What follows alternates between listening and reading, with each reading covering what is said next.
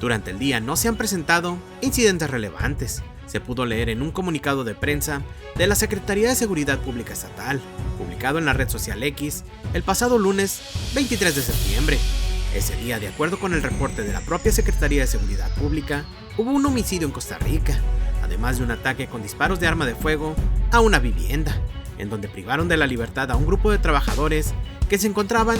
dándole mantenimiento a la propiedad. Más tarde en Mazatlán, otras 3 personas fueron privadas de la libertad por un grupo armado, que se los llevó con lujo de violencia. Para finalizar la jornada, otro hombre fue secuestrado por sujetos armados en Potrerillo del Norte, municipio de Lota. Fueron al menos 6 personas privadas de la libertad, en una jornada que para las autoridades encargadas de la prevención del delito, no hubo incidentes relevantes, pero a los 6 levantados, desde ese lunes 23 de septiembre, se suman al menos otras 189 personas que han sido privadas de la libertad desde el pasado 9 de septiembre, cuando comenzó la ola de violencia en la zona centro y sur de Sinaloa por la guerra entre los grupos criminales de los Chapitos y los Mayos. Entre estos casos destacan, por la difusión que los propios familiares y amigos de las víctimas les han dado a sus fichas de búsquedas en redes sociales, el caso de Luis Felipe Sandoval Velarde, hijo del expresidente municipal de San Ignacio, Fernando Sandoval. El joven de 21 años desapareció a la tarde del sábado 21 de septiembre,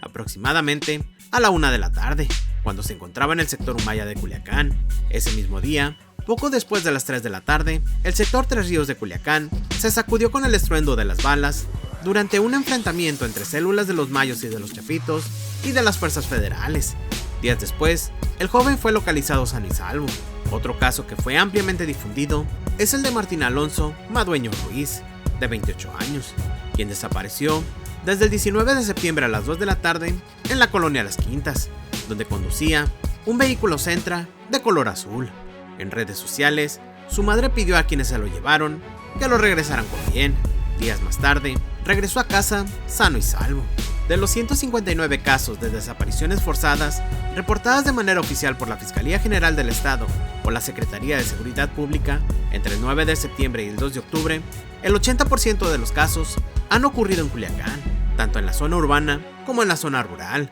mientras que el resto corresponde a los municipios de Mazatlán, San Ignacio, Concordia, Elote y Guasave. Las desapariciones forzadas, sin embargo, se han focalizado en Culiacán, sobre todo en la parte suroriente de la ciudad, aunque también hay denuncias de levantones en el centro, en los alrededores del Jardín Botánico y en el sector de la Campiña, donde han ocurrido constantes enfrentamientos a balazos. El día en que las autoridades han registrado más denuncias por desaparición forzada de personas fue el martes 24 de septiembre, cuando se reportaron de manera oficial 13 casos de privación de la libertad, todos ellos en Culiacán, pero el colectivo de búsquedas a Huesos Guerreras tiene otras cifras, que contrastan con las ofrecidas por las autoridades. De acuerdo con sus propios reportes, en los 25 días que lleva la guerra entre las distintas facciones del cártel de Sinaloa, se han registrado en la entidad un total de 189 privaciones de la libertad, la mayoría cometidas en Culiacán, donde por lo regular las víctimas de desaparición son hombres jóvenes.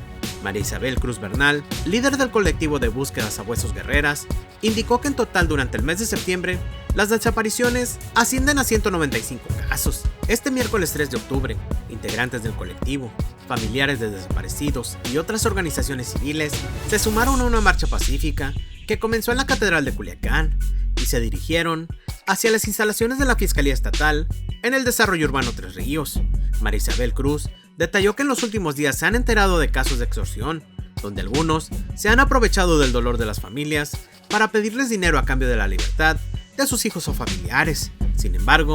esto se trata de una estafa y una mentira. Isabel Cruz agregó que han sabido de casos en que las familias sí han pagado el dinero, hasta 50,000 pesos, y que sus hijos aún siguen desaparecidos. Pero esta ola de levantones en realidad inició mucho antes de que estallara el conflicto entre Chapitos y Mayos el pasado 9 de septiembre. Tras la entrega del Mayo Zambada en Estados Unidos, Sabuesos Guerreras reportó un incremento alarmante en el número de reportes que el colectivo recibe diariamente.